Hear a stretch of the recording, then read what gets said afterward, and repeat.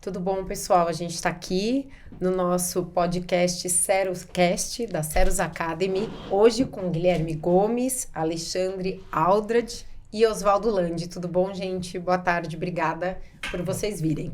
Boa tarde, tudo bem? Boa tarde. Boa tarde. Eu quero começar, vamos lá, vou começar por vocês aqui que são médicos, o Gui não, né? Mas o Gui depois pode falar também da experiência dele. Eu queria saber como é que você, quando foi, Oswaldo, que você decidiu, eu vou prestar medicina, eu vou ser médico. Como é que foi isso? Quando eu tava no colégio eu não sabia o que eu queria fazer, eu tava bem em dúvida. E aí eu ouvi meus assim, familiares, pais, amigos, colegas, né? Medicina parecia uma boa carreira para seguir. Seu pai era médico? Não tinha médicos na família, tinha alguns amigos, assim, algumas pessoas que meus pais admiravam bastante, né? E aí eles me aconselharam a tentar seguir essa carreira, né? E eu pensei, é muito concorrido, é bem difícil, mas se eu me preparar para medicina e no fim eu acabar mudando de ideia, né? Eu assim, já vou ter estudado bastante, então acho que eu consigo entrar em outra depois se eu precisar mudar. Mas acabou ficando, fui fazendo, prestei as provas, acabei passando, entrei na faculdade, gostei do curso e eu fui indo, assim, fui seguindo e fui gostando. E aqui estamos. E você fez radiologia? Foi radiologia de Como é que você residência. decidiu? Por influência de colegas, não tinha radiologia na faculdade que eu fiz, não tinha programa de residência de radiologia, mas tinha alguns colegas que falavam assim, porque eu sempre gostei de tecnologia, sempre gostei de computador, e aí meus colegas falavam assim, pô, por que você não olha para radiologia? Assim, é uma área que tá ali no contato entre medicina e tecnologia, tem bastante coisa envolvida, tem física, tem um monte de coisa. Acho que talvez você goste, né? E aí eu fui pesquisar, estudei, achei interessante, prestei a prova, passei, e é isso. Legal. E você, Ale? A medicina escolhe a gente, né? Na verdade, a gente não escolhe a medicina, é ela que escolhe a gente. Na verdade, eu nunca decidi por outra coisa. Eu sempre quis ser médico, assim. Acho que desde quando eu pensei em profissão, formação, na época de entrada de colégio. Mas eu nunca fui um bom aluno, então não estudava muito, assim, sabe? Eu era bem turminha do fundo. Acabei fazendo 2 anos de cursinho. Acabei passando na faculdade, também venho de uma família de não médicos, não tem nenhuma tradição de medicina na minha família. Ninguém acreditava nem que eu fosse passar, na verdade. No fim das contas, acabei fazendo medicina e sempre empreendi junto com a medicina. Montei minha primeira empresa no 3º ano da faculdade e sempre levei uma vida dupla entre uma jornada médica e uma jornada de empreendedor. É uma vida diferente, assim, né? Nunca me vi como um médico de consultório, não fiz medicina para fazer carreira médica dentro de um consultório. Se você quiser me matar, me coloca dentro de um consultório atendendo o dia inteiro. E muitas vezes as pessoas pensam que a medicina é atender e fazer clínica ou fazer cirurgia. A medicina é super ampla e você tem uma formação que você consegue fazer qualquer coisa se você fizer medicina, porque ela te traz uma característica que é o autodidatismo, né? Na medicina você se obriga a aprender sozinho. Então, se você desenvolver essa capacidade de autoaprendizado, que na medicina você acaba sendo praticamente obrigado a fazer isso, ela pode ser útil para você em qualquer outra área da sua vida. Você pode sempre aprender coisas novas, que é o que a gente faz no nosso dia a dia hoje, né? Legal. Você fez alguma residência, não? Eu não prestei residência. Eu saí, fui trabalhar como médico generalista, fui atender em postinho de saúde nas periferias, aí acabei migrando assim meio que para pediatria. Eu fiz medicina antroposófica, que é uma área de atuação muito parecida com a homeopatia, e na verdade foi a medicina antroposófica que fez eu me reapaixonar pela medicina depois que eu saí da faculdade, muito decepcionado com o modelo médico, assim. Eu falei que se for para trabalhar desse jeito, talvez eu não queira. E fui procurar outras coisas mesmo para fazer, assim. Mas nunca deixei de trabalhar com a medicina. Então é literalmente uma jornada dupla. Eu trabalhava de dia com empreendedorismo e à noite com medicina. Normalmente eu fazia isso 4, 5 vezes por semana. Então é por isso que eu falo que é praticamente uma vida dupla mesmo. Depois da medicina antroposófica, eu fiz acupuntura e medicina tradicional chinesa, e depois eu fiz uma formação em termografia, e depois fiz uma formação em medicina esportiva, e vamos ver qual vai ser a próxima agora, né? Boa. Gui, me conta você, como é que você escolheu o que você queria fazer? Como é que foi a tua escolha? Eu acho que eu tinha certeza do que eu queria fazer, que era exatas. Fiz Olimpíada de Física, prestei Física, prestei Engenharia, passei nas duas e passei em Ciência Biológica junto. Não sei porque eu fui prestar Ciência Biológica, mas eu tinha certeza que era exatas, desde o início, era linguagem lógica, aquela coisa, adorava isso. Mas eu acho que, como a Lê comentou, da medicina nos escolhe, a ciência nos escolhe também. E na hora que ela me escolheu, eu percebi que eu precisava entender o contexto de tudo, né? E como eu já tinha um know-how certo, muita dedicação na área de exatas, eu acabei escolhendo ciências biológicas. E dentro das ciências biológicas, eu comecei a correr atrás dos princípios, qual matéria que tinha os princípios físicos, químicos associados com algo da biologia. Eu sempre trabalhei com modelos de predição matemática. E na hora que você vai para o lado da engenharia, eles são muito padrões, exatos. Quando você vai na área de biológicas, eles não têm nada de exato. Isso é desafiador. E aí eu acabei encontrando dentro da área de biológicas a fisiologia. E a fisiologia, ela faz isso, ela integra os sistemas, integra as áreas, e você tem que saber muito bem dos princípios físicos e químicos para conseguir trabalhar, né? E aí fui evoluindo. Então, carreira de cientista total, aquela coisa de mestrado, doutorado, pós-doutorado dentro da área acadêmica, e sempre na área de fisiologia, associando de alguma forma a área de exatas, né? E a física está sempre associada com a fisiologia e a química também. Você aproveitou para juntar o que você Exatamente. já gostava e o que você foi descobrindo e aprendendo, né? Eu acho que eu gostava de tudo, sabe? Eu acho que talvez um pouquinho da área de português, literatura é algo que eu não tinha muito interesse, mas hoje eu vejo a parte de história como um grande gosto, né? Mas antigamente eu sentia muita necessidade da área científica, né? E eu acho que eu fui nessa área para conseguir unir tudo, né? E hoje a gente está aqui, eu acho que o Alê também tem um pouquinho de cientista. Ele ainda não assumiu totalmente, acho. Mas dentro da medicina você tem também. Mas a natureza é uma grande matemática, né? No fim das contas, ela se manifesta como matemática, assim. Quando você consegue ver a geometria dentro da natureza, toda a ela parte... é exata. Ela é exata, né? É muito doido isso. É que você tem o princípio físico muito bem esclarecido e o químico, você consegue fazer a natureza, compreender ela realmente como ela é exata. Só que é difícil. As variáveis são bastante. Perfeito. Bom, você, por tudo que você falou, que você fez, claro que você gosta de estudar, né? Sim.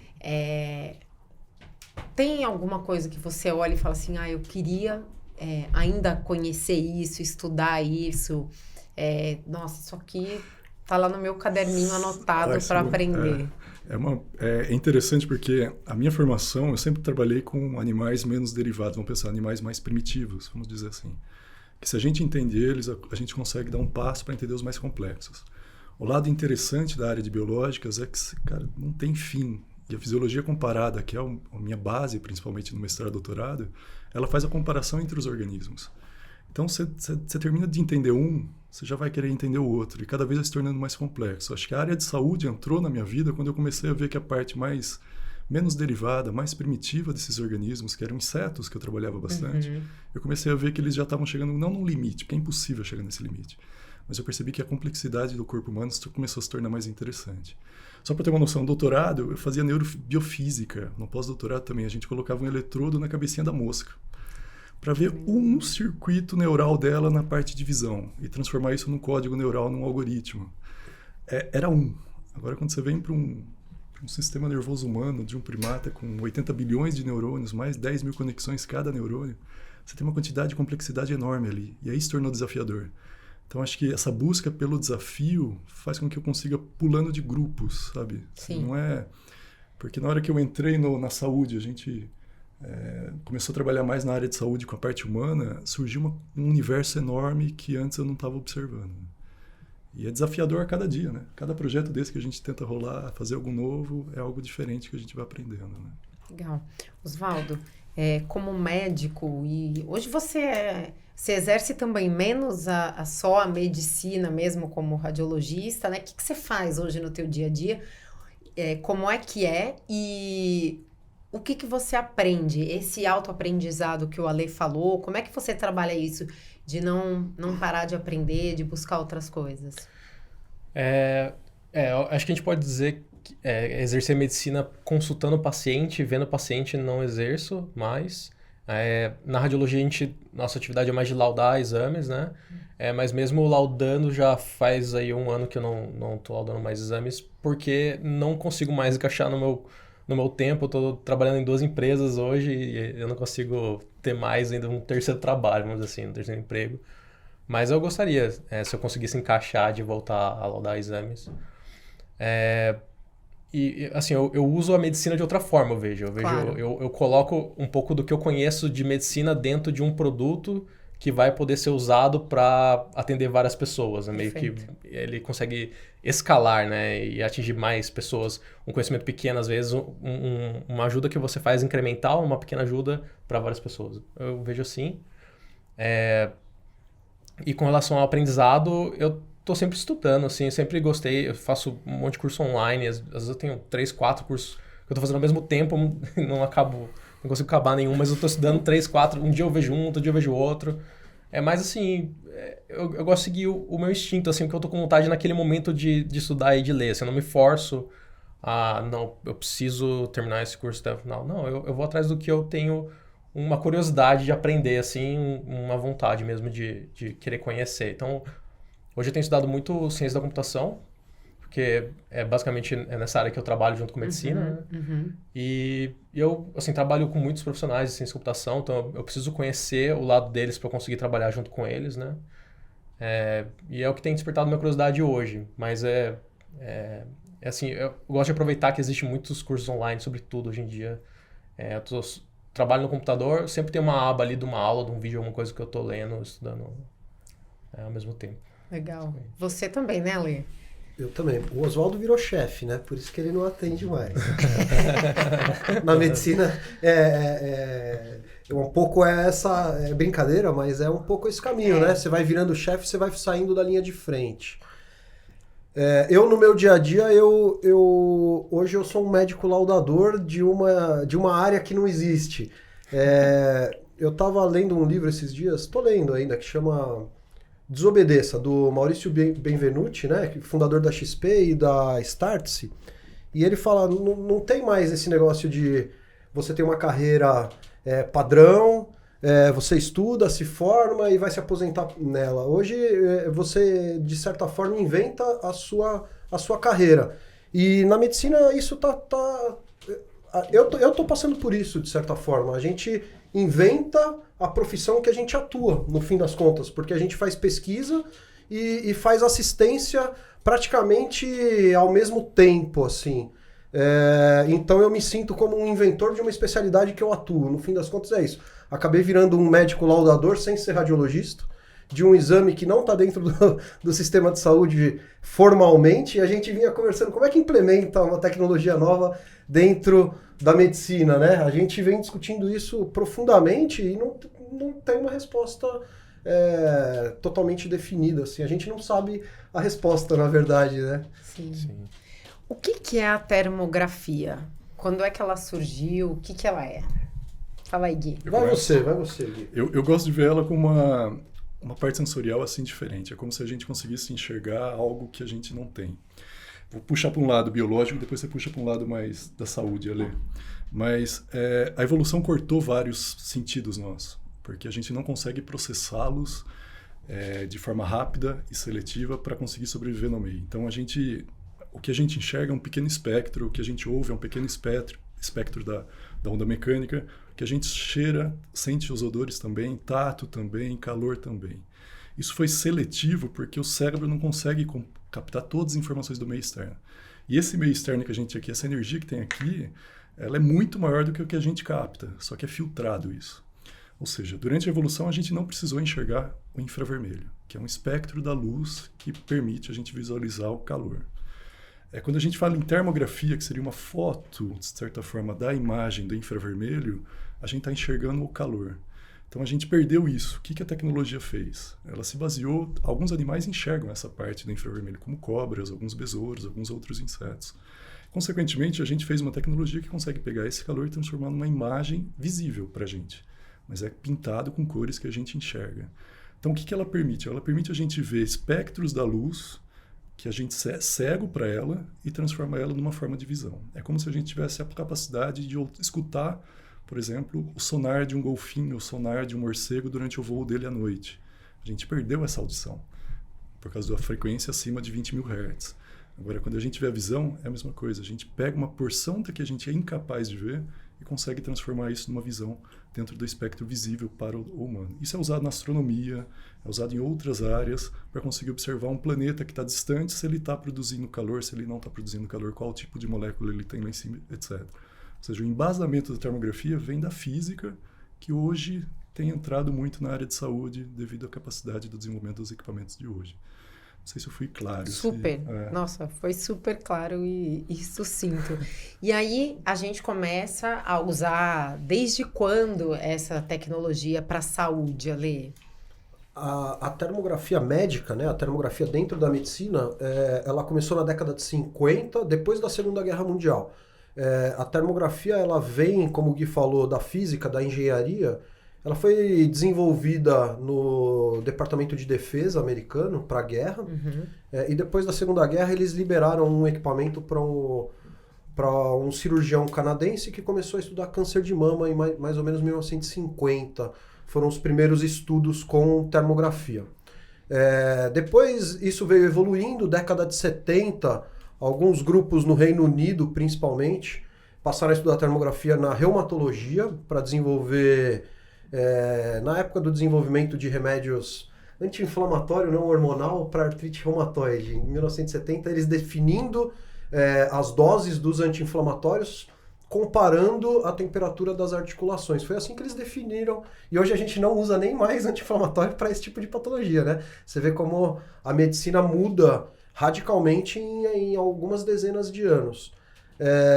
Depois da década de 90, com a guerra do Iraque, mais uma vez, guerra, né? Bin Laden, aquela coisa toda, matar iraquianos no escuro, pegar o Bin Laden através de óculos de visão noturna, os detectores passaram a ficar muito mais baratos. Isso permitiu com que muito mais gente comprasse uma câmera que custava centenas de milhares de dólares, agora custa milhares de dólares ou centenas de dólares. Hoje tem uma camerinha por $500, por exemplo, 3, 4, 5 mil reais, você tem uma câmera que há 30 anos custava 500 mil. Essa é uma das coisas da tecnologia, né? Ela tende a sempre melhorar e a baratear o que vai ficando mais para trás, assim. E é quase uma regra da tecnologia isso. E depois da década de 90 a gente vê como uma nova aurora na termografia, com múltiplos grupos no mundo inteiro estudando em várias áreas, não só da medicina, mas outras áreas da saúde, como educação física, fisioterapia, farmácia, enfermagem, biologia, veterinária e por aí vai, né? O que ela traz de novo agora? Com que olhar diferente a gente olha agora? Ou o que toda esta evolução permite que a gente veja agora que a gente não via, por exemplo, na década de 80, uns 30 anos, 40 anos atrás? Essa pergunta é muito legal. Eu fiz essa reflexão há alguns dias. E na década de 80, o Oswaldo é um nerd aqui da computação. Que computador tinha na década de 80? Nossa, eu tinha um Itautec que tinha 1 GB de HD. Inteiro. 386, Pentium, hardwares gigantescos, de baixa qualidade. Década de 80 não tinha teste molecular. A genética estava nascendo. Não tinha inteligência artificial. Os computadores estavam nascendo, né? O computador pessoal estava nascendo. Já existia a computação, mas esse modelo de PC estava iniciando. Não tinha celular na década de 80. A resolução dos equipamentos eram ruins, o processamento era ruim, a imagem era ruim e os resultados eram razoáveis. Aí a gente fala assim hoje, com equipamentos bons, com inteligência artificial ajudando a gente, com processadores, com microchip, com internet, não tinha internet. Era telefone na década de 80, e telefone fixo. Então olha o que mudou de tecnologias que a gente tem disponíveis, e a gente resolveu fazer aquilo que a ciência faz, que é a replicabilidade, né? Ver se aquele resultado que alguém obteve em qualquer outro momento, se ele é replicável. Se ele for replicável, você está fazendo ciência e aquilo funciona para qualquer outra coisa. O que é muito legal da termografia é que ela é uma imagem radiométrica, né? Ela é uma imagem quantitativa. É como se ela é uma imagem exata, como o Gui fala. É diferente de uma imagem qualitativa, que você olha um padrão, mas você não consegue quantificar. A termografia ela é uma imagem quantitativa e ela é totalmente adaptável para esse tipo de modelagem e processamento de grande quantidade de dados. Legal. Isso faz muita diferença, né? Porque a capacidade computacional, o volume, né, que consegue hoje, o que isso muda para essa geração de inteligência artificial que vai ajudar algoritmos? Como é que é isso? Para quem não conhece, o que é isso exatamente? Como é que isso funciona? Diz o que é a inteligência artificial? A inteligência artificial, se você... tem umas brincadeiras, tem aqueles memes, assim, né? Eu lembro de um meme de inteligência artificial que tinha um carro, assim, a pessoa abria, que era a inteligência artificial, o cara abriu o capô, tinha uma equação matemática dentro, assim. Então, a inteligência artificial é matemática, né? Quase um modelo estatístico. A gente poderia, por exemplo, fazer um modelo aqui para prever. Vamos prever, por exemplo, qual que é o valor de uma casa. Como que eu poderia fazer um modelo matemático para prever o valor de uma casa? Poderia fazer, por exemplo... Eu posso pegar o número de banheiros numa casa, multiplicar por 100 mil reais, e aí eu tenho uma estimativa de valor da casa. Então, uma casa com banheiro tem 100 mil, uma casa com 2 banheiros é 200 mil. Eu vou ser preciso? Provavelmente não, vou errar em muitos casos, mas eu tenho uma ideia já. Então, eu tenho aqui um modelo para prever o preço de casas. O que muda com a inteligência artificial é que você não precisa dizer para ela, olha o número de casas e multiplica por 200 mil. Não, em vez de você ensinar ela exatamente o cálculo que ela tem que fazer, você passa para ela uma quantidade grande de dados. Então, eu digo para ela, olha, aqui estão as informações de várias casas do bairro onde eu moro, e aqui está o valor de todas elas.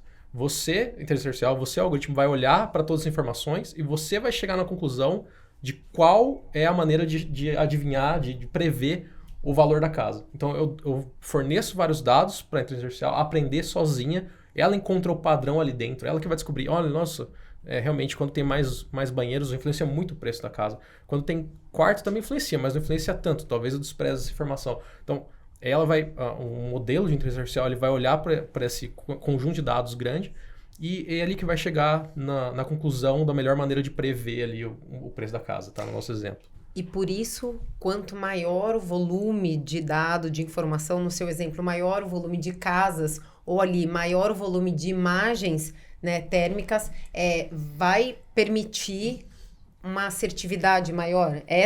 E aí, com uma capacidade computacional maior, você vai conseguir gerar cada vez mais. É isso? De forma geral, a gente pode dizer isso. Assim, na prática mesmo, existe um certo limite. Assim, se você dá mais dados... Tá. E o algoritmo acaba não melhorando mais, porque já está num limite dele técnico, né? Mas, no geral, sim. Se você tiver mais dados, é benéfico para um modelo aprender mais e evitar vieses, né? Então, imagina que eu estou dando vários dados de casas de um bairro específico. Ele aprende com aquelas informações de casas daquele bairro. Aí eu tento aplicar num bairro diferente e não funciona mais, mas é porque os bairros têm valores diferentes. Perfeito. Dependendo da localização, né? E aí, então, assim, não é só o dado em quantidade, né? Aqui, se eu aumentar, por exemplo, antes eu tinha dado de 20 casas de um bairro. Agora eu vou duplicar 40 casas de um bairro.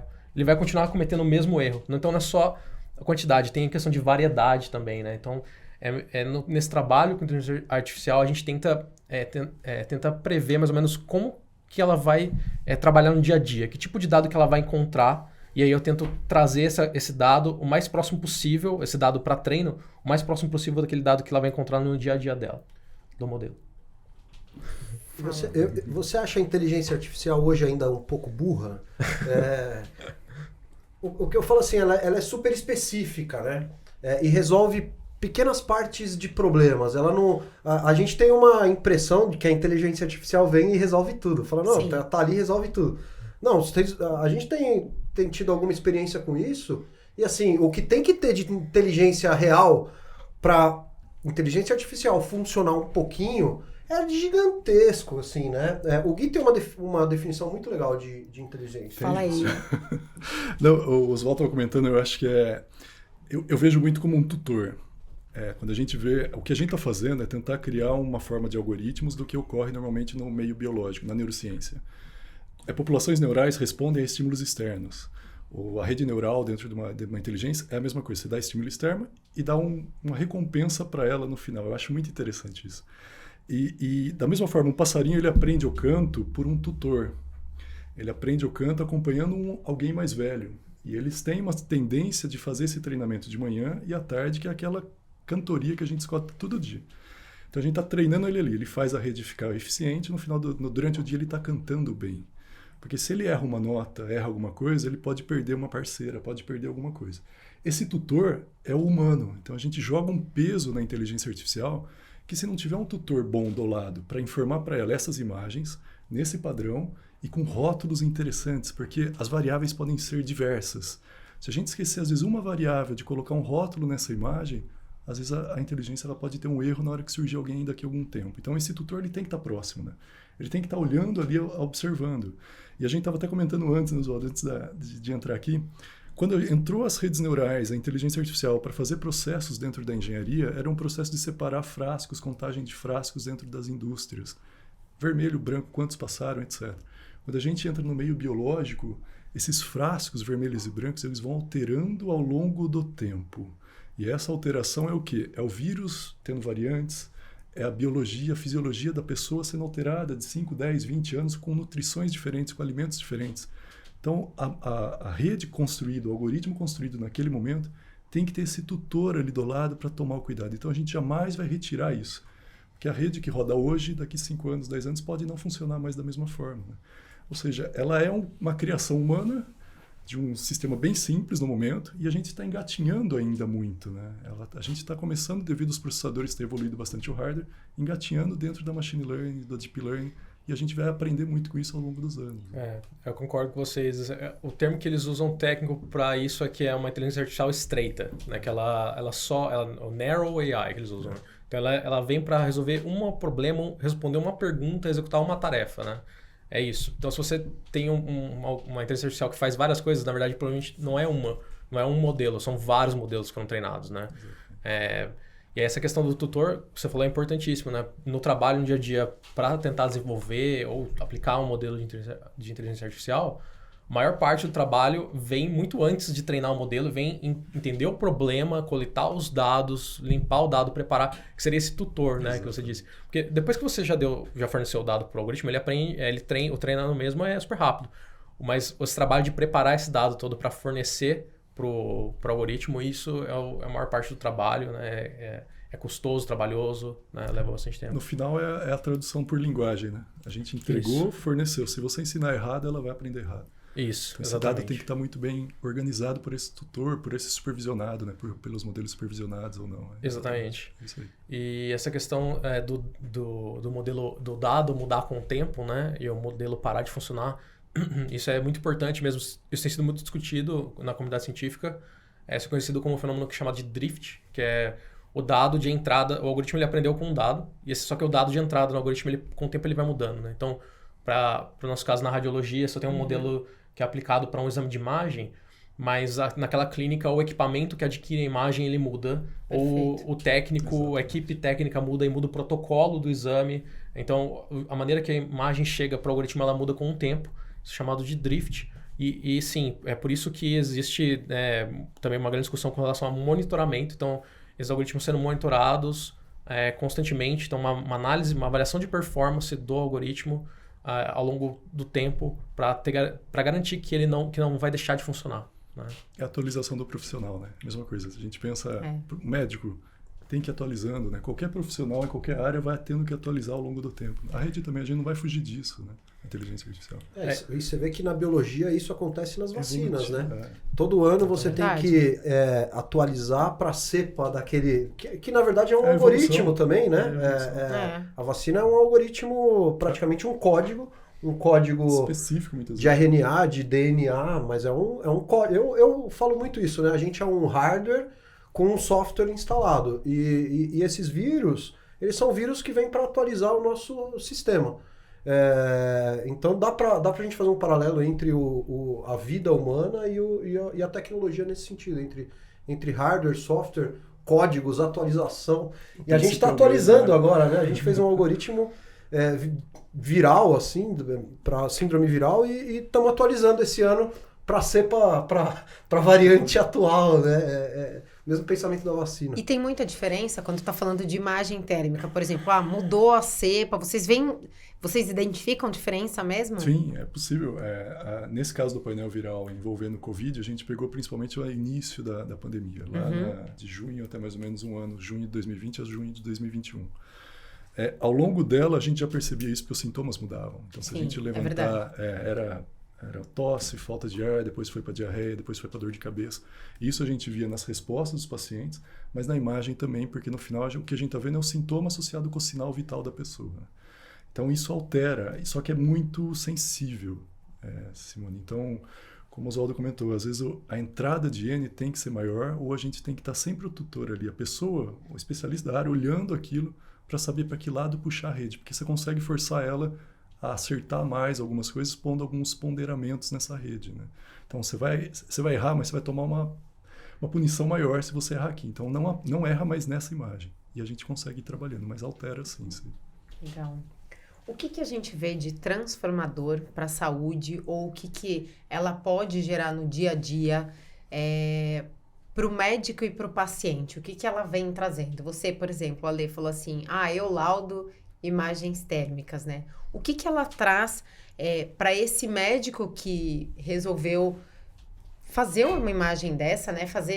Chamar de exame, não sei se se a gente pode chamá-lo de exame, e para esse paciente, que benefício, o que ela traz de transformação para a medicina? Você diz a termografia, A termografia. Né? A termografia, ela traz uma camada que a maioria dos médicos não olham, que é a camada funcional. Ela ajuda você a responder perguntas de forma binária. Então, tá inflamado? Sim ou não? A inflamação é aguda ou é crônica? Você pode responder algumas dessas perguntas com outros métodos, mas ela traz várias informações do mundo da fisiologia ou da fisiopatologia que você não consegue chegar nessas informações através de outros métodos de imagem. Então, por exemplo, radiculopatias sensitivas, né? A gente tem uma pessoa, tem dor nas costas, faz uma ressonância, por exemplo, pode vir normal ou pode vir alterado, com uma hérnia. De repente ela não tem uma hérnia, tem um exame normal e mesmo assim tem uma manifestação. Muitas vezes a termografia pode ajudar e pode mostrar na pele daquele indivíduo a dor dela. É como se você estivesse vendo, a gente fala que é um GPS de dor.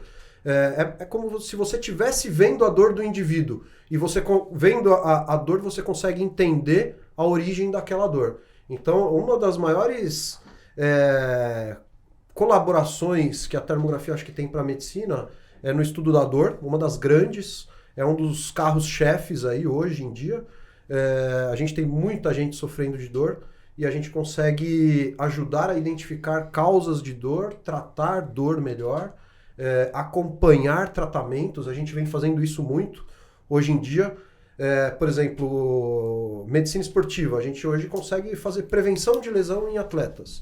Não deixa o atleta entrar em lesão fazendo um acompanhamento rigoroso através de termografia.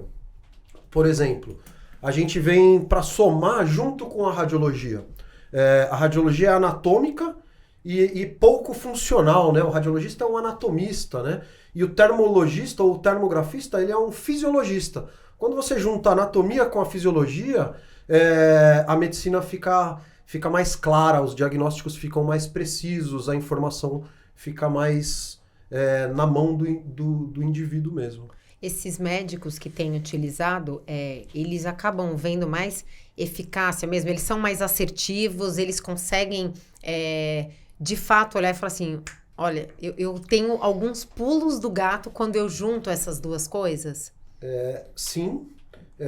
Eu vou dar um exemplo que a gente passou na dermatologia, um exemplo bem bobo, assim, mas só para ver como pode mudar a conduta. Legal. Simples. Unha encravada, né? Como é que o dermatologista define se ele vai operar aquela unha encravada? É se tá agudo. Se tiver agudo, ele opera. Se tiver crônico, ele não opera. Como que ele define se tá agudo? Ele aperta seu dedão e vê se dói, principalmente vê se tá vermelho.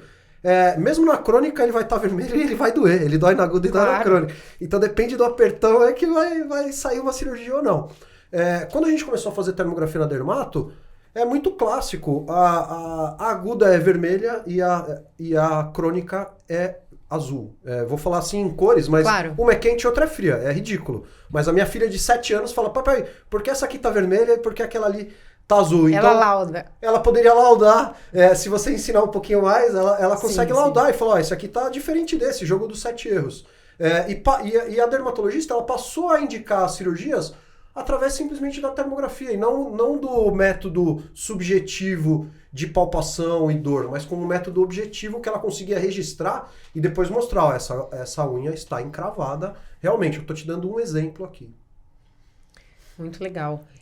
Gui, conta pra gente, onde mais dá para usar isso na ciência? Conta alguns exemplos curiosos.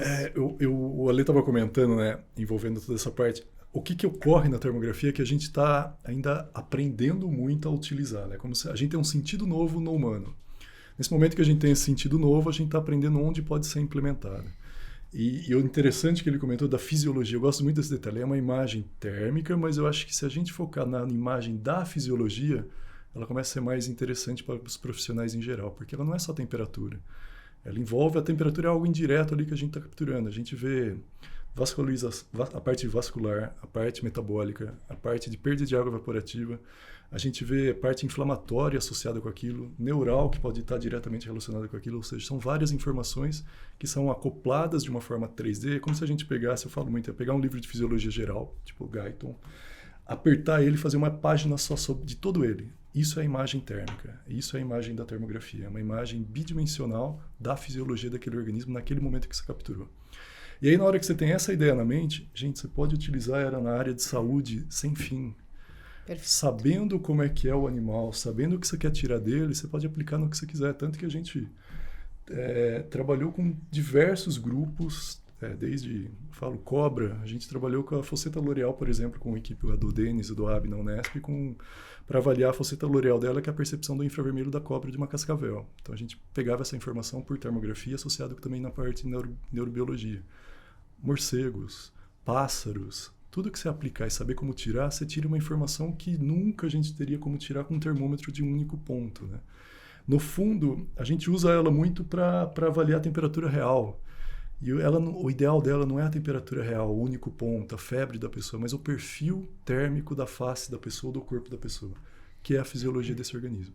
Se a gente fizer essa mudança na análise, a gente vê o quanto ela é útil para qualquer área. E é enorme, Simone,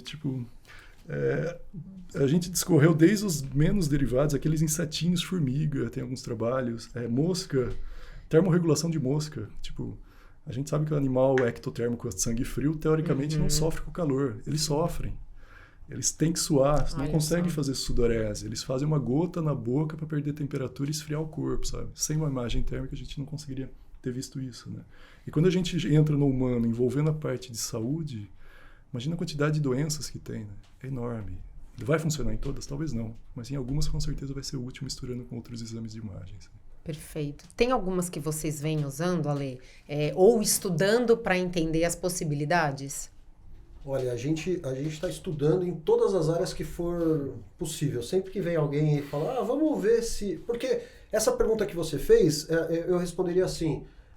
para que serve a termografia? Imagina que você não enxerga, que você é cega, e de repente você passa a enxergar. É essa a sensação. Para que serve aquele olho? Cara, serve para tudo. Serve para um monte de coisa. Eu nem imagino o tanto de coisa que serve. É mais ou menos nesse sentido.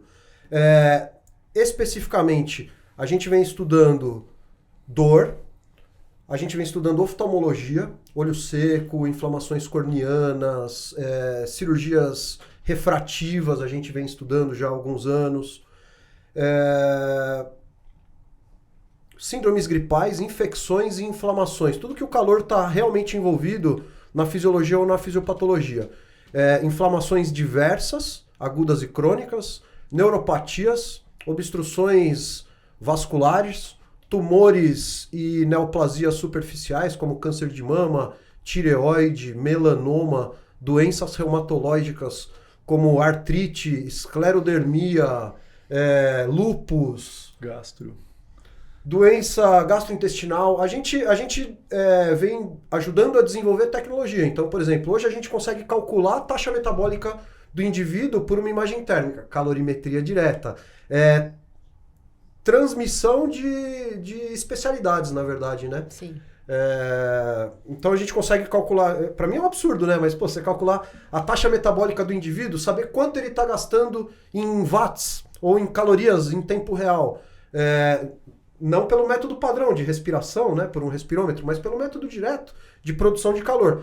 Mas tem que conhecer muita fisiologia e muita matemática para chegar lá. Então não dá para trabalhar só um médico sozinho ou só um biólogo sozinho. Tem que ir juntando várias inteligências para a gente conseguir trazer uma massa crítica e levar isso para a sociedade de alguma maneira, entendeu? Legal. Hoje o meio de saúde já vem utilizando, o meio médico já começa a entender como é que a gente está, como é que você vê isso? Vou responder uma pergunta que você fez lá atrás e eu não respondi. Termografia é um exame, né? Hoje tem uma modalidade muito difundida no Brasil que é a termografia de corpo inteiro, que é uma inspeção no infravermelho que vai da cabeça até a planta dos pés, do mesmo jeito que o médico de antigamente fazia a inspeção, né? Olhava seu paciente. Hoje quem faz isso só é dermatologista, cirurgião plástico e um ou outro oncologista, né? No dia a dia. E isso é um exame, tem código, tabela AMB, CB, HPM e vem ganhando cada vez mais visibilidade. Existem centenas de médicos que usam a termografia no dia a dia hoje, na sua prática privada, né? Ela não está muito bem implementada dentro dos hospitais, principalmente dentro dos hospitais, mas consultórios médicos, existem muitos médicos que usam como um óculos especial para o infravermelho, muitas vezes. Ou infravermelho. Eu falei isso num congresso de dor há um mês atrás. Da mesma forma que o ultrassom está virando o estetoscópio do ortopedista, a termografia vai virar o óculos do ortopedista ou o óculos de quem trabalha com dor ou da mastologista e por aí vai. Porque ela traz vantagens que a radiologia não traz, que é você ter a potência de uma ressonância dentro do seu consultório. Você resolve vários e vários problemas sem ter que aquele paciente transitar por diferentes locais. Então hoje a gente faz esse caminho do point of care de levar a tecnologia lá para o indivíduo final, sair do que a gente fala aí do B2B, sair dos hospitais, do sistema regulado e ir direto para a casa das pessoas. Então em pouco tempo a gente vai fazer termografia todo dia na sua casa, Oswaldo. E os algoritmos vão falar se você está indo bem ou não. Acho bem interessante também que é um exame que não envolve radiação, né? Não envolve campo magnético, então tem as limitações de uma ressonância, né? Mais móvel do que uma ressonância, e não tem as limitações de tomografia que tem radiação, não usa contraste, né? Então, e é muito mais barato, né, Oswaldo? É mais barato. Infinitamente, né? Pelo custo do equipamento, pela manutenção, pelos profissionais todos envolvidos que a gente vê dentro do diagnóstico mesmo, por imagem, né? É muito mais barato e a gente tem que ter humildade de falar assim, ó, a gente não sabe tudo. Tem um monte, tá engatinhando. Esse lance de falar que tá engatinhando é exatamente nesse sentido. Porque cada vez que a gente olha é uma coisa nova, é uma área que tem mais para ser feito do que já foi feito. Por isso que dá para fazer tanta inovação com termografia, porque tá tudo lá ainda para fazer, só que o pessoal já quer mastigado, pronto, funcionando, validado, implementado, agora eu uso. Mas quem vem primeiro vai descobrindo e é uma delícia você ir descobrindo novas coisas, né? Para quem gosta de trabalhar com esse tipo de atividade, inovação, é uma delícia, né? Hoje, como é que a gente está no Brasil e no mundo quanto à termografia? Hoje, quem está despontando, quem estuda muito, como é que o Brasil está nesse meio? A parte, como a gente tem um terreno virgem para ser explorado com muito valor. Essa é a realidade da termografia. Qualquer área que a gente entre tem um potencial enorme de achar algo. Eu acho que tem vários grupos cada vez mais evoluindo, Brasil, na Europa, na Índia, na China. Tem vários grupos surgindo com potenciais, com projetos de pesquisa, com grande quantidade de conhecimento, Simone. Mas por ser ainda um terreno muito aberto, é o que a gente vem fazendo, né? A gente engaja as pessoas a participar e criar conhecimento na área. E para isso a gente traz sempre especialistas de cada área para fazer esse projeto.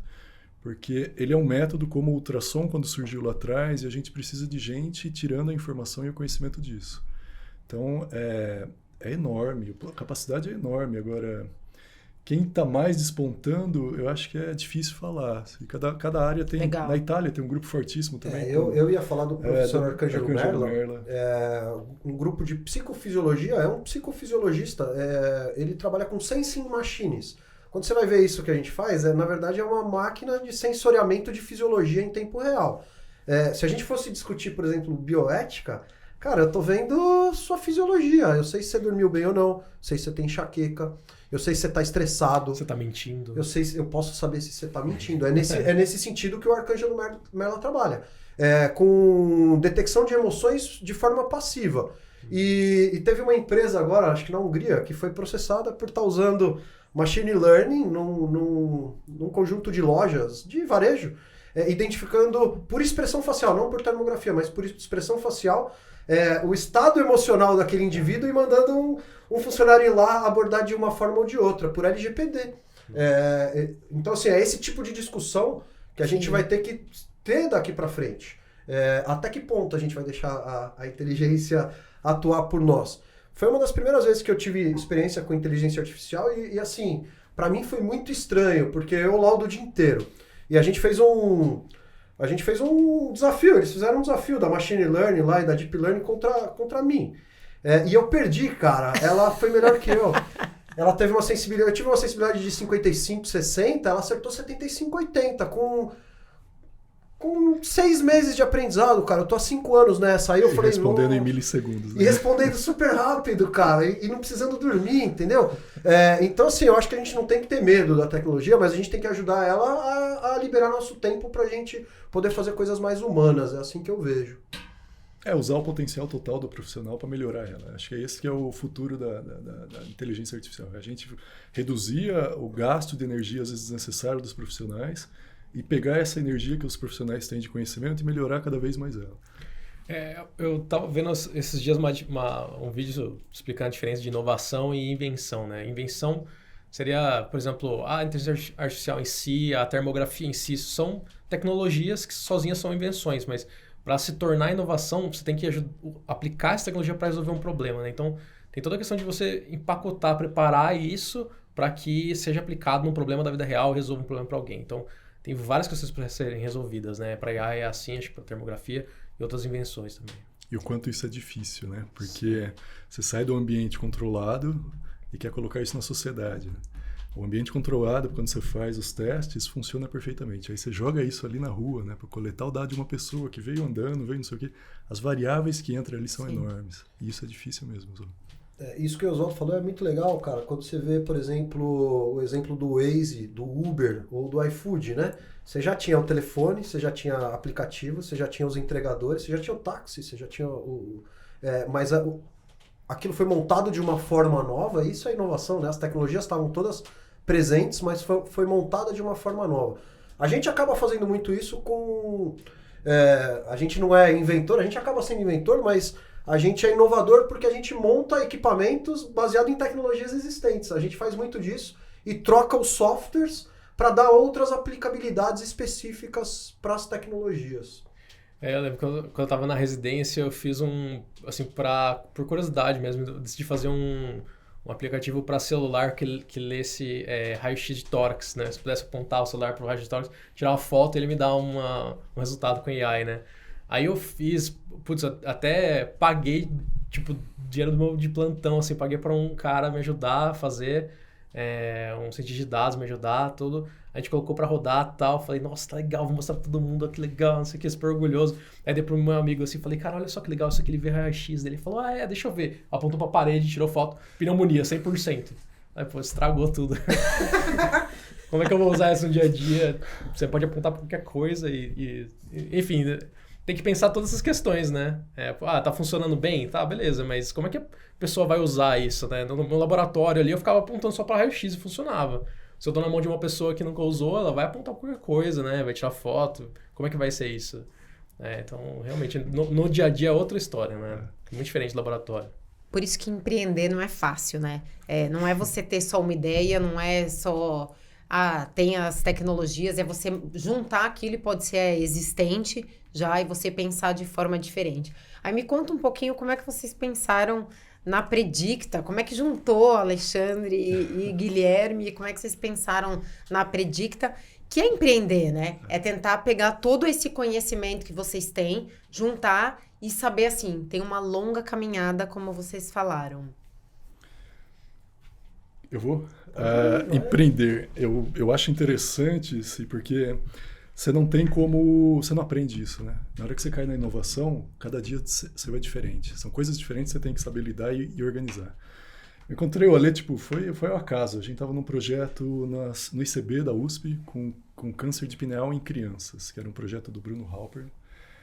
E a gente estava coletando dados junto com o professor Tipola lá, e avaliando a imagem térmica. Eu estava coletando há um tempo e o Alexandre, acho que você tinha ido já coletar algumas imagens lá antes, e eu escutava às vezes, tem o Alexandre que coleta dado também, e eu coletando as imagens animal modelo, e a gente replicou isso depois para humanos, né?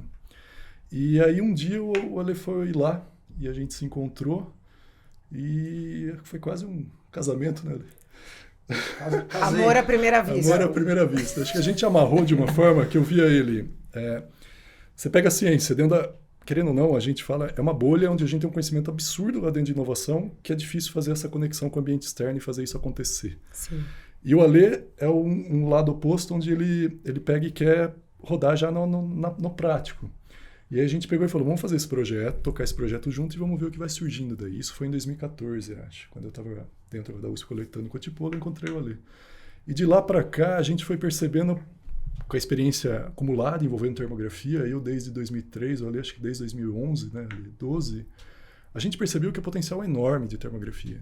E o conhecimento que a gente tinha, a gente sabia onde estavam os gargalos, as dificuldades de fazer isso acontecer para empreender e colocar no mundo real, na sociedade. E aí a gente só foi sendo moldado de que forma? Cara, vamos fazer projeto, do que vier de projeto a gente aceita.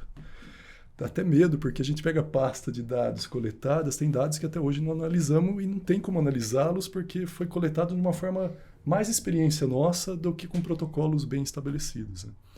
E aí, a partir desse momento que a gente pegou todo esse know-how, toda essa experiência, veio a pandemia, que é um catalisador, né? A gente viu como um catalisador de toda essa ideia. Ela foi pra gente assim, a gente focou no Covid, focou no algoritmo de machine learning para o Covid com imagem térmica, mas no final dela a gente percebeu que criou algo muito maior que simplesmente esse algoritmo, né? E a Predicta surgiu disso. Ela foi um catalisador para acelerar isso que a gente estava segurando, sei lá, 2, 3, 4 anos de experiência. Fala ali um pouco que eu... Vai. A Predicta, ela nasceu... A pandemia, ela mudou a área da saúde, na minha opinião. Se a gente Sim, pode sim. inovar hoje na saúde de forma um pouco mais rápida, um pouco mais aberta, graças à pandemia, né? Vocês veem o que aconteceu com a telemedicina. A gente participava das plenárias Com certeza. logo antes da liberação logo antes da pandemia e os conselhos totalmente contra, né? Não poderia ter telemedicina. Aí veio a pandemia e virou o mundo de ponta cabeça. A gente olhando aquilo, quando a gente viu os primeiros casos em janeiro de 2020, a gente já vinha trabalhando em monitor de sinais vitais, a gente tinha uma série de projetos, a gente falou, isso vai chegar aqui. A gente já estava junto desde 2015, né? E aí a gente começou a se organizar para tentar fazer alguma coisa que fosse útil naquele momento, assim. E a gente não sabia como, eu não sabia se aquilo era uma fake news chinesa, se era de verdade ou não. E a gente voltei pro hospital, fui pro pronto-socorro com uma câmera na mão e uma ideia. Não tinha nem ideia se ia ver ou se não ia, o que era. E aí a gente começou a fazer observação via projeto de pesquisa. E aí nasceu a Predicta, como a gente falou, nossa, a gente talvez possa... A gente pegou a gente identificou um perfil térmico em pessoas infectadas por Covid e falou, nossa, imagina a gente treinar um algoritmo e ele começar a identificar igual um teste. E a gente criou uma camada digital de rastreamento. Isso virou a Predicta, virou uma empresa de tecnologia. Hoje a gente desdobrou para outras áreas. Simone falou de empreender na área da saúde. Empreender já é difícil. Empreender na área da saúde, provavelmente é a área mais difícil para você empreender, porque é mais demorado, Sim. O buraco é mais embaixo, sai mais caro. E tem que comprovar, né, Ale? Não é... Você tem toda a fase de pesquisa científica e depois de validação formal, né? Sim. Anvisa, sociedades, né? O Oswaldo dando dicas, vamos na sociedade e validando e tal. Mas tem todo esse caminho que uma fintech, uma edtech, essas techs todas aí não tem. O cara não faz pesquisa básica para ver primeiro se aquilo funciona, entendeu? Então o buraco é mais embaixo na área da saúde. Como é que vocês veem esse mercado, sei lá, a médio, longo prazo, 5, 10 anos? Vocês conseguem imaginar? Claro que é uma visão do agora, né? Mas para vocês três, assim, misturando tecnologia, né? Misturando a termo, como é que vocês imaginam as mudanças para 5, 10 anos? Começo? Vocês viram aí. Fala aí, Ale, começa você. 10 anos hoje é um horizonte assim, você fala, eu não consigo pensar 10 anos, Perfeito. Mas eu consigo pensar 3 a 5, né? Quando você pensa que o WhatsApp tem nem 20 anos, você fala, nossa, será que ele vai durar mais 10? Não sabemos. Mas eu vejo assim, 5 anos, tecnologia madura. É mais ou menos o tempo que demora. Depende muito, o tempo hoje ele também varia, né? Depende do quanto você põe de ênfase, de capital humano e dinheiro mesmo, de energia, para aquilo acelerar. A gente fez 5 anos de trabalho em 1 ano. Se a gente conseguir fazer os próximos 5 nessa velocidade, a gente vai conseguir coisas incríveis. Mas eu não vejo coisas ultra mirabolantes. Assim, eu vejo um caminho de amadurecimento de tecnologia, não tão narrow o AI, um AI um pouco mais wider, assim, um pouco melhor implementado, com menos falhas, mas assim, vejo uma evolução orgânica, não vejo os carros voando, robozinho respondendo um monte de coisa para você, os personal assistants funcionando, ou a gente o dia inteiro no parque sem trabalhar e sem regular a máquina, né? Eu vejo muito trabalho pela frente, na verdade, e eu consigo só enxergar uns 5 anos, assim, para falar a verdade. Viu? Você, Oswaldo. Eu acho que a gente tem muito falando de AI, eu acho que a gente tem muito para avançar ainda questões éticas, regulatórias, né, para a gente ver isso sendo aplicado amplamente ainda. Então, quem que vai responder pelo erro do algoritmo na saúde, né? Se o algoritmo errar, de quem que é a responsabilidade? Do médico que usou? É da empresa que contratou? É da empresa que criou? É da agência reguladora que validou? Quem que vai levar a culpa? Então, tem muita coisa ainda para ser discutida, mas eu acredito que hoje já está sendo usado, né? Sim. Eu acho que isso vai se ampliar, a gente vai ver mais algoritmos de AI sendo aplicados na prática médica, né? E, assim, no Brasil, acho que tem ainda questões comerciais, econômicas, porque eu vejo sendo mais aplicado fora, a princípio, da maneira que a saúde é organizada lá fora, com questões de convênio, hospitais lá funcionam de uma maneira meio diferente. Já existem, por exemplo, algoritmos de AI lá nos Estados Unidos que o governo reembolsa o hospital por usar o algoritmo de AI. Então, o hospital aplica o algoritmo, o hospital paga para a startup e o governo reembolsa o hospital por ter utilizado, porque o governo vê o valor daquilo na população a longo prazo, né? Então, acho ele fomenta um conhecimento, né? Uma pesquisa, o desenvolvimento disso tudo, de certa forma. Sim, e também acho que ele vê que, por exemplo, no caso é um algoritmo para AVC. Então ele vê que se usar utilizando essa tecnologia consegue melhorar o desfecho dos pacientes, isso reduz um custo social, né, para todo mundo. Então, eu acho que a gente vai ver mais disso acontecendo no Brasil e fora, e uma ampliação do uso. Eu acho que tecnologia, uma vez que você abriu a porta, você não consegue fechar mais, né? Não tem mais retorno. Eu consigo ver isso sendo ampliado em 5 anos, mas em 10 é realmente difícil, né? 10, muita coisa pode mudar. Você vê que os médicos, falando de médico, da medicina, eles vão ter que se envolver cada vez mais nesse tema ou não necessariamente? Eu acho que os médicos vão usar cada vez mais inteligência artificial, muitos até vão usar sem saber, nem que tenha uma inteligência artificial rodando por trás, vai abrir um exame e já vai ter uma medida feita, e aí ele vai poder ver exatamente o que o algoritmo usou para medir, vai olhar, acho que ficou um pouquinho torto, deixa eu só arrumar aqui, arrumou, beleza, vou usar essa medida. E ele nem sabe se foi o AI que usou, que fez aquela medida ou não, de onde veio, né? É que nem como, por exemplo, a gente está assistindo Netflix, tem aquela recomendação de filmes, né? Acho que todo mundo já sabe que usa inteligência artificial, mas se ninguém contasse, né? Eu acho que nem ia saber. Então a gente vai ter isso sendo usado mais no dia a dia. Mas além disso, eu acho que também vão ter ferramentas de AI sendo aplicadas na prática. Eu acho que a inteligência artificial vai seguir mais a regulamentação como um dispositivo médico.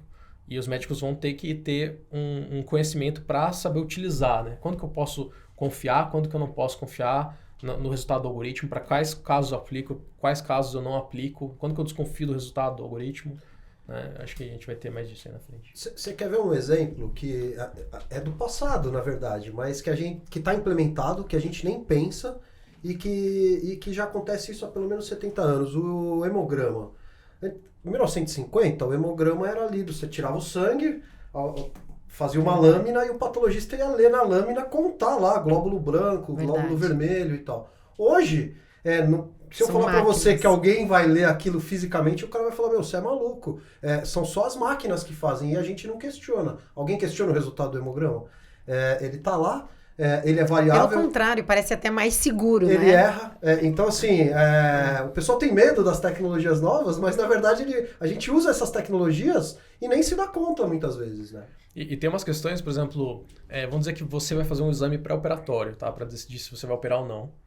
Eu te digo assim, você tem duas opções. Ou quem vai laudar o seu exame é um médico, radiologista formado, ou é um algoritmo de AI que já foi estudado amplamente no mundo inteiro vários anos e tem uma performance melhor do que o radiologista. A gente sabe que ele tem uma performance melhor, só que não vai ter humano vendo, vai ser só o algoritmo. O que ele disser vai ser aplicado. Você vai escolher o médico ou você vai querer o algoritmo, né? É difícil, né? Você falar, não, vai ser o algoritmo porque tem a performance melhor, mas dá um frio na barriga, né? Lá atrás o tutor. Mas eu acho que aí é interessante, pede a segunda opinião pro tutor. Porque por mais que a gente se apoie na inteligência artificial, no final, a gente precisa continuar capacitando os médicos para perceber quando ela tem o erro. Então, mesmo em 5 anos, né, se a gente tiver uma performance excelente, o médico tem que perceber quando ela tiver o seu escorregar. Eu acho que isso vai ser algo que vai ocorrer nesses últimos 5 anos, e principalmente pensando em regulatório. Eu acho que vai ser muita briga regulatória, né? Se pensar. E em termografia, o que eu percebo é o sensor térmico vai chegar nos celulares, como a gente já tem hoje, né? Isso eu acho que é uma coisa... E quanto antes chegar na sociedade também, mais as pessoas vão perceber como isso é útil dentro das diferentes áreas.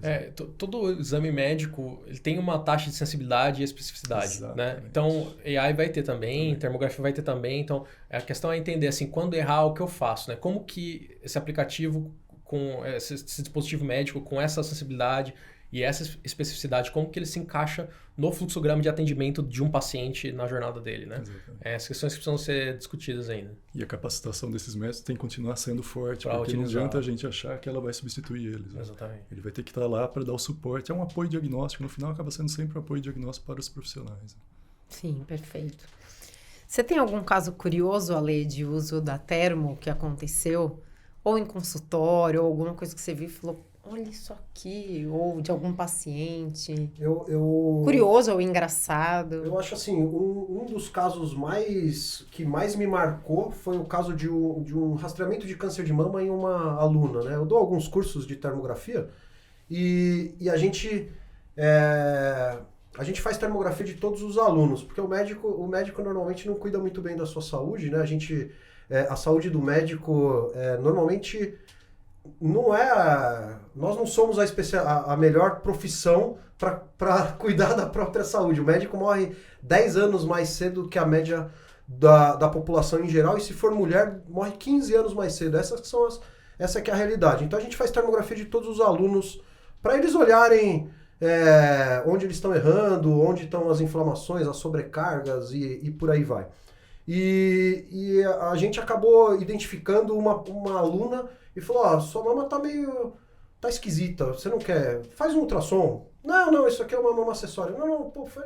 Bom, então tá bom. Aí ela ficou com a pulga na orelha, fez um ultrassom, veio estranho, fez uma mamografia, veio estranho, biopsiou e veio um câncer. Ali eu falei, nossa, se eu, que não sou mastologista, nunca tive nada a ver com mama, conseguir rastrear num curso de fim de semana um câncer de mama, talvez isso aqui, cara, possa ajudar um monte as pessoas. E aí, aquilo ali, eu falei, o pessoal pode falar contra o resto da vida, que eu não vou mais nem ouvir, cara. Eu vou continuar trabalhando, baixar a cabeça e continuar trabalhando para ver onde isso pode dar, entendeu? Eu acho que isso aí me dá persistência para não desistir, na verdade. Esse é um dos casos que eu sempre lembro e falo, cara, não desiste, não. Vai aí que você tá no caminho certo, entendeu? Legal, com certeza. E você, Gui, tem algum caso? Eu, Os animais? Eu acho, todo projeto que a gente pega, a gente descobre algo novo. Eu acho que a Thermo permite isso. E é por isso que a gente acaba aceitando fazer os projetos de pesquisa com qualquer um que venha falar, né? Tipo, vou fazer projeto com tal doença, vou fazer projeto com tal animal. Vamos. Porque nas experiências anteriores dos projetos que a gente fez, sempre surgiu algo assim muito diferente. Essa da mosca, que foi até um trabalho que eu trabalhava com a parte de perícia forense, a parte criminalística para intervalo pós-morte de cadáveres, né? Então a gente conseguia saber quanto tempo o cadáver morreu através de alguns dados tirados de insetos. E o foco era em cima disso, a gente trabalhava em cima disso com modelos de predição, etc. E sem querer a gente estava fazendo imagem térmica das mosquinhas e surgiu um processo termorregulatório nela que saiu publicado no mundo inteiro quando saiu, assim. Fizemos uma entrevista para a FAPESP. A gente saiu na Rússia, saiu em todo local dando entrevista de uma mosca. Caramba. E aí você fala, cara, uma mosca saiu até no Estadão, eu lembro até hoje do Fernando Heinrich, escreveu um artiguinho tão legal lá de cerveja e mosca. Tipo, na hora que você vê um projeto científico saindo numa folha do Estadão, onde o cara que está lá num bar tomando alguma vai ver o texto de cerveja, vai ler aquilo e vai associar com o comportamento de uma mosca e fala, gente, atingiu onde tinha que atingir a ciência. Ela chegou até o ponto, né? E era um trabalho que eu não estava focado nisso. E eu falo, o cientista tem uma palavra que eu adoro, que é serendipidade, que é a capacidade de você enxergar diferente as coisas e tirar daquela imagem, do padrão que você está, algo que ninguém viu até agora. E isso é um dom humano e é um dom que o cientista tem que ver, porque ele olha o padrão, de repente ele olha um pouquinho diferente.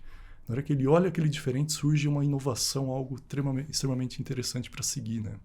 Isso aconteceu várias vezes. A gente viu algumas abelhas na USP de Ribeirão que esquentavam para aquecer os ovos como se fosse uma galinha incubando um ovo. Você pensar que um inseto faz isso para esquentar e fazer com que o animal nasça antes, você só vai ver com uma imagem térmica. Então eu falo, cara, aceita. Às vezes não vai dar nada os projetos que a gente roda, mas a tendência é sempre surpreender, porque é um sentido bem diferente. Ela quebra o paradigma, exato, né? Você pensa que a mosca é psilotérmica e não tem termorregulação. Aí você vê a termorregulação dela e fala, cara, vou ter que mudar o livro. Essa é a sensação, né? E é a mesma coisa do humano, né? A gente fala que a temperatura humana é controlada, mas se você pegar a periferia e o centro, tem uma diferença absurda entre a periferia do corpo da pessoa até a temperatura nuclear. E se a gente brincar com esses parâmetros, a gente consegue avaliar febres e outros estados inflamatórios que ninguém está vendo até hoje dentro da área de saúde. E a imagem térmica permite isso.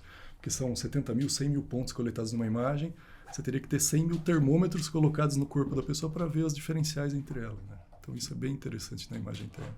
E foi o que nos apaixonou, se for ver isso. Fantástico. E você, Oswaldo, tem algum caso aí curioso? Curioso, tem... Eu tava pensando que você estava falando, tem um artigo que eu li há um tempo atrás já que ele falava de One Pixel Attack, né? Ataque de um pixel, para tentar enganar a inteligência artificial. Eles estavam fazendo uma pesquisa para tentar entender como funciona e testar, né? Então o que eles faziam? Eles treinaram lá um modelo para identificar animais, né, através da foto. E aí o que eles faziam? Eles pegavam aquela mesma foto que o algoritmo já estava acertando, testou várias vezes, estava acertando sempre, com alta percentual de certeza. E eles só iam lá naquela imagem e mudavam um pixel da imagem. Então eu trocava por um pixel completamente diferente. E o algoritmo estava errado. Por causa de um pixel da imagem que mudou. Que eles chamaram de um pixel ataque, né? E tem outros estudos, né, que eles colocam, o algoritmo está funcionando muito bem, mas ele adiciona na imagem um disco todo colorido, põe junto na imagem e aí começa a errar. Basicamente, é só para falar que assim, o algoritmo ele erra, ele vai errar, com certeza, né? A questão não é se vai errar ou não, mas o que fazer quando erra, né? Quanto erra, como ele erra.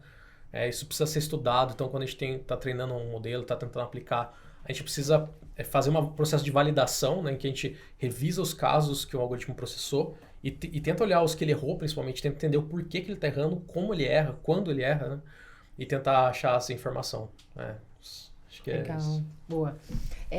Pra gente terminar, acho que tem duas coisas que eu queria unir aqui, que é uma coisa que, assim, essa transformação, isso tudo, ele te assusta por um lado, mas te atrai. Então, assim, tem a coisa de assustar, né? Para alguns fala, meu Deus, de repente é a coisa da mosca lá que vocês falaram, gente, não é isso aqui. A gente achava que era isso aqui, mas isso é diferente. Ela te atrai. E se você tivesse que olhar com o que... Vamos nessa primeira e a gente vai a outra, que é para terminar mesmo. Te assusta ou te atrai, Gui? Eu como cientista atrai. O que move o prazer do cientista é você buscar essas mudanças de paradigmas. Né? Você já se assustou com alguma descoberta? Sim, tanto quando a gente se assusta na própria do Covid. A gente sabia que tinha um potencial de visualizá-la, porque era um processo inflamatório, mas quando a gente rodou e observou que tinha mesmo um padrão específico, a gente dá um pé atrás. O cientista tem que ter esse pé atrás. Porque a gente tem que saber que a responsabilidade de você publicar, às vezes, algo, envolver algo que pode durar 10, 20 anos de alguém perceber o erro, é gravíssimo na sociedade. Então, ela tem um lado de atraente, quando você vê a descoberta, mas, ao mesmo tempo, você tem que refazer vários métodos para falar, é realmente isso. Porque é isso que e aí que está o prazer da história. É descobrir, validar e ver que realmente era aquilo. Né? Mas, com certeza, é um mix dos dois, assim, o tempo inteiro. Né? O susto que eu levei foi quando ela ganhou de mim, cara. Quando ela ganhou de mim, ela me assustou. Mas foi a única vez que eu me assustei. É mais assim, ó. O que eu ia responder é crer pra ver ou ver pra crer, né? Quando você tá...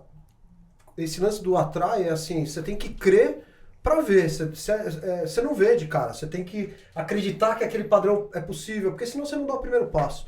Então é tipo crer pra ver. E a maioria das pessoas é ver pra crer, né? Você tem que já mostrar pronto pra ele acreditar. Então essa é uma diferença de postura e de conduta que eu tento trazer na vida, assim, pra não ficar nesse lance do susto, só ficar na atração. No medo, né? No medo, né? É isso aí. E você, Oswaldo? Me empolga, assim, eu fico interessado, fico curioso de estudar, aplicar, tentar fazer eu mesmo, assim, eu gosto disso.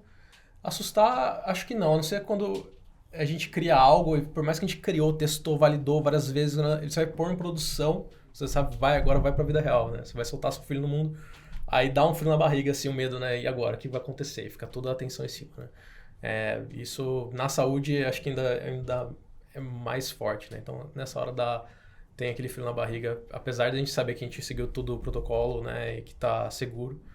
É mais isso, assim, mas no geral fico mais curioso mesmo, assim, de testar. Mas esse estudar também, né, Oswaldo, pelo conhecimento que você tem atrás, né? Se você não tem esse embasamento, esse conhecimento para jogar no mundo e saber que pode dar esse erro, é aí que tá o problema, né? Você joga pro mundo, é o conhecimento que você tem associado. Não é nem o erro, assim, de falar, meu Deus, vai errar e vai atrapalhar sei lá, vai afetar a saúde de alguém, não é nem tanto isso, mas assim, de como vai ser recebido isso, assim, a pessoa que vai receber esse resultado, ela vai achar interessante, não vai gostar, vai criticar, né, aquela coisa de você pôr seu trabalho, né, na frente dos outros para ser criticado, né. Exatamente. Vai dar bug, vai travar, vai dar tilt, vai dar problema, com certeza, a única certeza é essa. Exatamente. A gente passou por isso... montamos a máquina, levamos lá na Paraisópolis, lá na comunidade. Metade de negros, as máquinas não reconheciam os negros, cara. Tinha uma fila de 500 pessoas, aí você fala, nossa, o que eu fiz? Vai dar problema, aí você tem que volta, traz pro laboratório, melhora ela, desce ela de novo lá, vai dar problema de novo, aí você arruma o outro, descobre de um lado. Você tem que ter disposição para resolver um problema atrás do outro e não desistir, essa que é a verdade. Perfeito. Que esse é o conceito do errar rápido e aprender, né? Que é isso, né? Fazer ciência, fazer inovação, empreender, é tudo isso junto, né? Não ter o medo de errar, saber... Para mim é perfeito quando ele fala, você vai errar. Você vai errar. Você só tem que correr e ver lá e tentar achar outro caminho e voltar e refazer. Essa é a ideia do empreendedor, né? E O cientista ele tem o tempo, às vezes, de corrigir lá dentro, fazer outro relatório, organizar e mandar. O empreendedor, às vezes, não tem. A gente passou isso na pandemia, com a pandemia correndo, querendo dar uma ferramenta para a sociedade. Né? E tem que ser rápido. E aí doía. E a gente aprendeu muito com isso. Né? Se vocês... Essa é a última mesa. Se vocês tivessem que voltar lá no tempo e falar... A gente aqui trabalha muito, fala muito com recém-formado, com estudante, com residente. O que vocês falariam para vocês? E que certamente vai servir, né, para outros. Então, assim, o que você aprendeu? Ou o que você faria diferente? Onde você focaria? Tem alguma coisa que vocês pensam? Caramba, se eu tivesse que voltar lá no comecinho da minha carreira... Olha, isso aqui eu faria diferente. Você voltaria e falaria isso para você? Eu aproveitaria mais as oportunidades. Às vezes você deixa, por exemplo, a faculdade, cara, passa super rápido. E quantos momentos você deixou de aproveitar ali dentro? Quanta coisa legal você deixou de viver, né? E às vezes você foi fazer uma coisa idiota, assim. Então aproveita, porque aquele tempo não volta mais. Essa é uma das coisas. Eu venho aprendendo a persistir e a focar. Então eu sempre fui muito desfocado e pouco persistente. E são duas características que fazem muita diferença. Então, para mim, pessoalmente, persistência, foco e aproveitamento máximo do tempo real. Eu acho que aí você não tem remorso nenhum daquilo que você perdeu, né? No fim das contas, é por aí. Eu acho que eu arriscaria mais em relação às inovações de dentro do ambiente acadêmico para a sociedade. E é uma coisa que a gente não aprende rapidamente quando você está no meio científico, sabe? É uma bolha mesmo fechada, eu sinto muito isso. Eu percebi que isso faz um ganho tão grande, tanto para o financiamento interno da academia, para conseguir financiamento até, e mostrar as inovações que estão correndo, e é algo que a gente não tem durante a graduação. E eu acho que um ponto também que é importantíssimo, que eu sempre tive um pouquinho desse lado, mas eu poderia ser um pouquinho mais amplo. A educação e as caixinhas em relação às diferentes profissões foram se tornando cada vez mais profundas. A gente chegou num momento que as diferenças entre a área de exatas, biológicas, humanas, ficou tão aprofundado o conhecimento de cada área que está faltando as interligações, pessoas que fazem essa interligação. E eu vejo isso muito hoje, a gente vem fazendo muita coisa misturando a parte de exatas, eu sempre tive essa vontade. Eu me vi no Oswaldo quando ele comentou que saiu um pouco na medicina e foi na área de engenharia, de modelos de predição, de machine learning, porque esse profissional é diferenciado e a gente criou muito profissional aprofundado em cada uma das áreas. Essa conexão da tradução da linguagem de uma para outra, ela evolui muito as coisas de inovação hoje em dia e falta muita gente nesse tipo de coisa. E você, Oswaldo? Eu acho que eu falaria para mim primeiro para controlar a minha ansiedade, ficar tranquilo que vai dar tudo certo. E eu acho que eu falaria para seguir meu instinto, assim, porque a gente não consegue conectar os pontos olhando para frente, só consegue conectar os pontos olhando para trás. Então, às vezes você segue um caminho que parece que não vai dar em nada, mas lá na frente tudo acaba fazendo sentido para você, né? Então, eu acho que eu falaria para seguir mais meu instinto, ficar tranquilo, confiar em mim, né? Acho que eu falaria para eu estudar programação já no colégio, quando eu tinha, sei lá, uns 15 anos, para não ter que estar ralando agora, né? Já chegar a saber um pouco mais. Eu acho que é isso. Vai dar tudo certo. Vai dar certo. Gente, obrigada. Foi excelente mesmo. Obrigada, meninos. Isso aí. Obrigado. Obrigado. Obrigado. Eu que agradeço.